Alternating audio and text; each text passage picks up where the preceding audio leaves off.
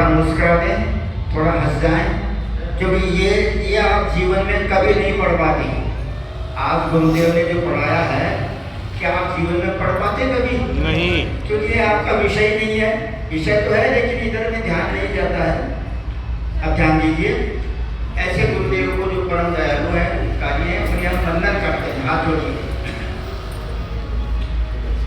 आचार्य रत्न गुरुदेव महामुनीन्द्र,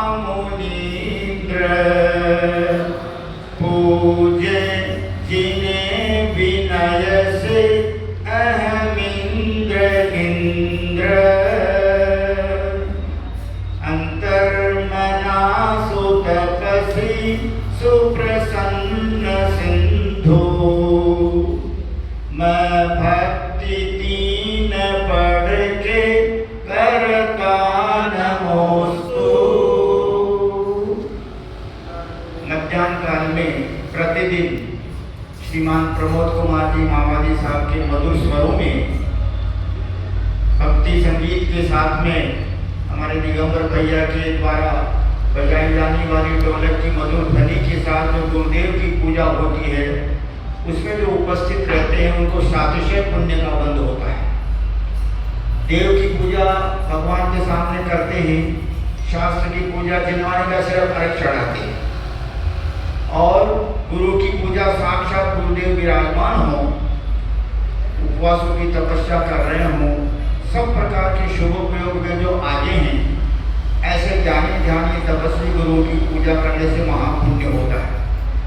अब ध्यान देना, 51 38 से लेकर 51 तक, फ्रॉम 38 to 51, इन 14 श्लोकों में 34 अतिशय का वर्णन हुआ है।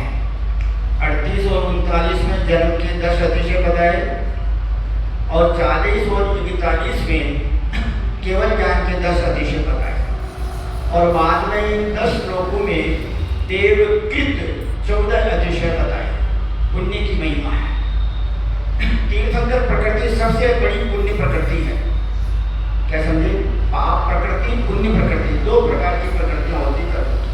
सद्मेत्य शुभायुनाम गोत्राणि पुण्यम अतो नत पापम, 8वें अध्याय में आता है। इसी तत्वार्थ में मोक्षशास्त्रे 8वां अध्याय। ऐसे 148 प्रकृतियां होती कर्मों की, लेकिन 30 शुभ भी होती है, अशुभ भी होती है। नरकों में अशुभ होती है, स्वर्गों में शुभ होती है।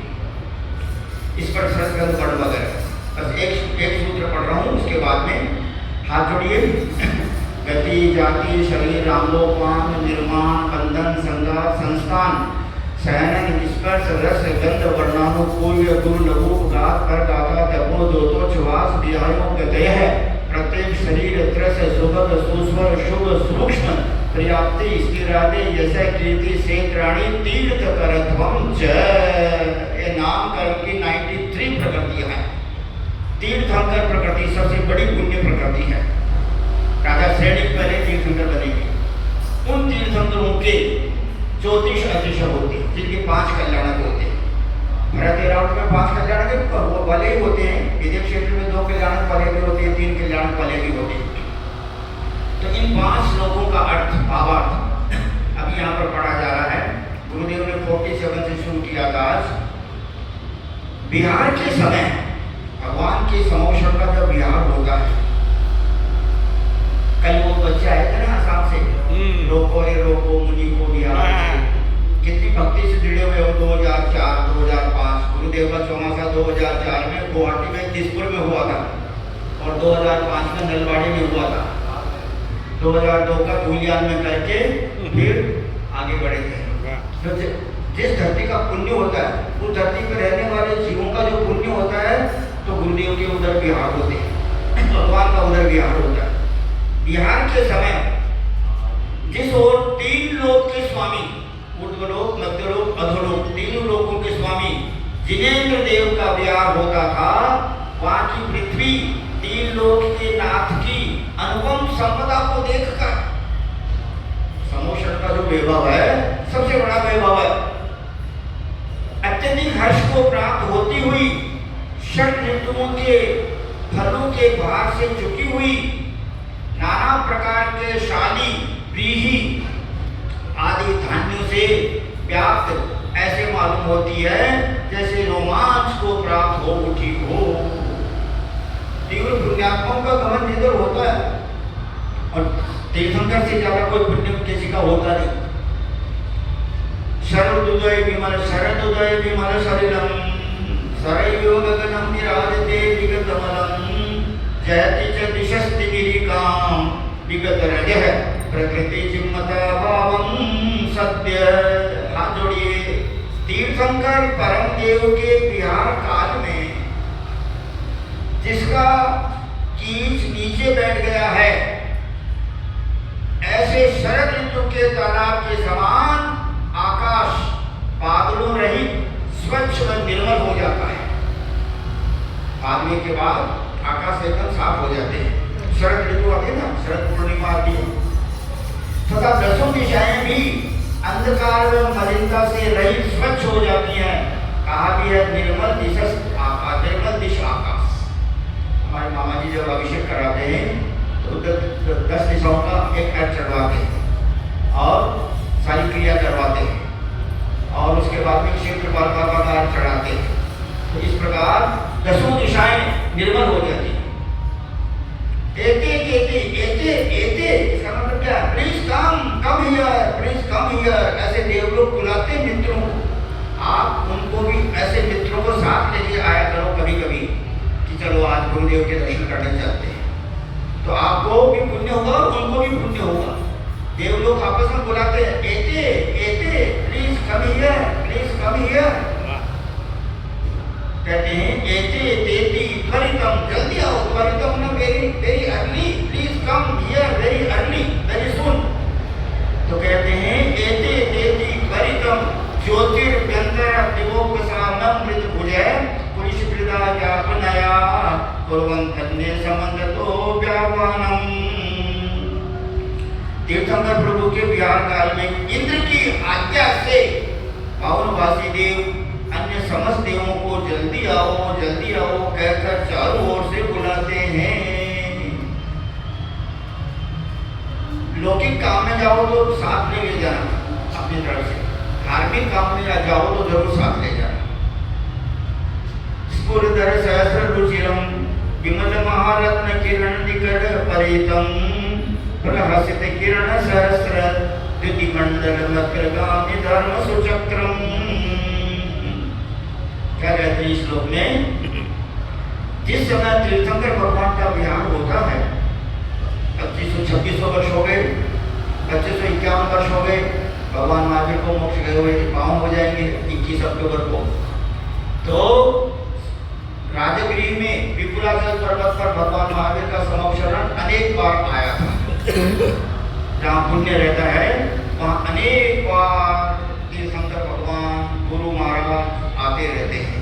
वहाँ के भव्य जीवों को पुण्य कमाने का मौका मिलता है। जिस समय तीर्थंकर भगवान का विहार होता है उस समय कांतिमान 1000 आलों से सुशोभित निर्मल महारत्नों की किरणों के समूह से व्याप्त अपनी कांति से सूर्य की तेज दीप्ति को भी तिरस्कृत करने वाला ऐसा उत्तम धर्म चक्र भगवान के आगे आगे चलता है। इस प्रकार ये 34 अतिशय हुए। इत्यष्ट मंगलम च, अष्ट मंगल द्रव्य के नाम वाला है। इत्यष्ट मंगलम च स्वादर्श प्रवृत्ति भक्तिराग परितये उपकल्प्यन्ते त्रिदशै वेदे विधि रूपमातिशेषा। जिनेन्द्र देव के विहार काल में 1000 आरोह वाले दीप्यमान धर्म चक्र के समान ही अनुपम शोभा, उस शोभा की कोई उपमा ही नहीं है। क्या समझे? अपन ने तो तीर्थंकर की माता को तो नहीं देखा, मरु देवी को, त्रिशला देवी को देखा, लेकिन हमने आचार्य श्री की माता को तो देखा है ना। इसलिए उनको भक्ति से प्रणाम करो। मेरी दीक्षा क्यों हो गई?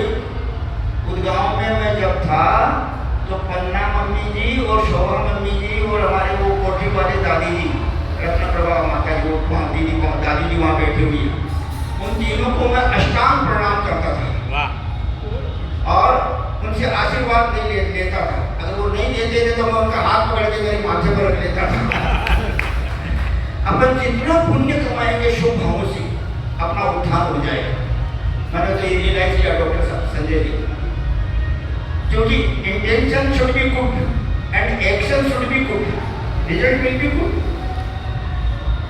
तो इस प्रकार महारत्नों की किरणों के समूह से व्याप्त जिनेन्द्र देव के विहार काल में 1000 आलों वाले देदीप्यमान धर्मचक्र के समान ही अनुपम शोभा से युक्त दर्पण आदि 8 मंगल द्रव्य भी आगे चलते हैं। इस प्रकार उपमा दीप ये 14 अतिशय जिन भक्ति के राग में रंजित देवों के द्वारा किए जाते हैं। अब आप जोड़ लीजिए इन 14 देवकृत अतिशयों का जो पद्य है वो मैं आपके सामने पढ़ता हूँ। देव रचित है 4-10 अर्धवाग दीवास, आपस माही मित्रता निर्मल दिश आकाश, होत भूल फल ऋतु सबे पृथ्वी काज समान, चरण कमल तल कमल भे नभते जय जयवान, मंद सुगंध बरार पुनि गंधोदक की दृष्टि, धर्म चक्र आगे रहे हर्षमही सब सृष्टि। इस प्रकार ये भगवान के 34 अतिशय हैं और पूज्य गुरुदेव के श्री मुखारविंद से अपने को नंदीश्वर भक्ति सीखने का मौका मिला है। देखो विद्या सीखने के 5 तरीके, reading, writing, listening, speaking and learning. छोटे बच्चे ABCD पढ़ करके जब बड़े हो जाते हैं तो बड़ी बड़ी किताबें अपने आप पढ़ लेते हैं। क्षमानंद जी क्या समझे? तो अपने को सा विद्या या विमुक्त, विद्या वही सच्ची विद्या है जो मुक्ति का कारण होती है। विद्वान, आप तो परम विद्वान हो, आपका नाम ही विद्वान है।